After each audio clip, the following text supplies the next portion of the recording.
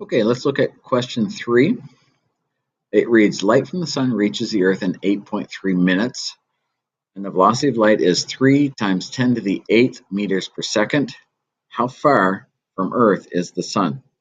So right away I notice that my units for time are different. We've got minutes and seconds, so we'll have to deal with that. And then we're looking for a distance. Okay, so my delta D is what we're looking for.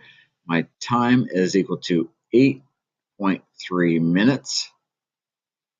And my velocity is given at 3.00 times 10 to the 8th meters per second.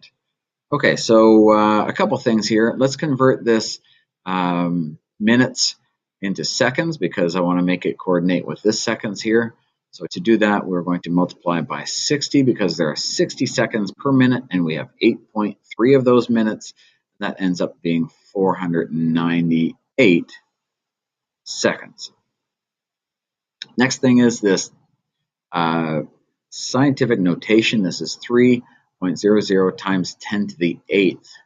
Okay, so you may need some practice with dealing with these numbers in your specific calculator because it seems that they're all slightly different in how they're used.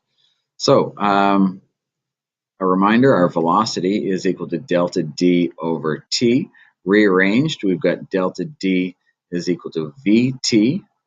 Okay, and let's start with that over here. We've got delta D is equal to 3.00 times 10 to the 8th meters per second, and we'll multiply that by how many seconds we've got, 498. And you see that we've got the seconds will cancel each other out, leaving us with meters, which is what we want for our units. Okay, this works out to a very large looking number. That's why we use scientific notation. We have 149 billion 400 million meters.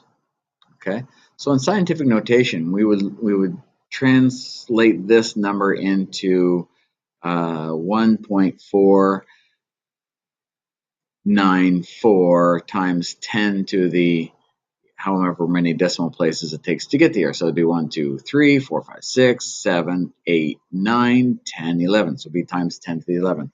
And then, of course, we'd need to consider significant figures. But let's not use meters for this.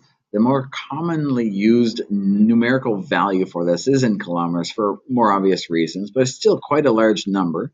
Converting this from meters to kilometers, I would move the decimal place to the left 3 times. So I'm ending up with 149,400,000 kilometers. Okay, so let's look at the significant digits here. I don't consider this as 3 significant digits because this was the result of a conversion.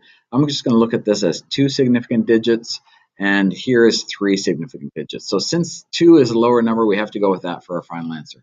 So let's convert this into 2 significant digits. Okay, so that ends up being, we look at the first one, we need to keep that. We look at the second one, and we need to determine, will that stay at 4 or does it get rounded up to 5? And in this case, so we look at the third, and in this case, yes, it does get rounded up to 5. And then this goes to 0. And we have the rest of our placeholders. So this tells us there's 2 significant digits in this response. So the accepted value for the distance from the Earth to the Sun is on the order of 150 million kilometers. Just as a note, though, that number varies because it's not a perfect circle going around the Sun. It's not a perfect circular orbit. They're always in a slight ellipse. And anyway, just as a note.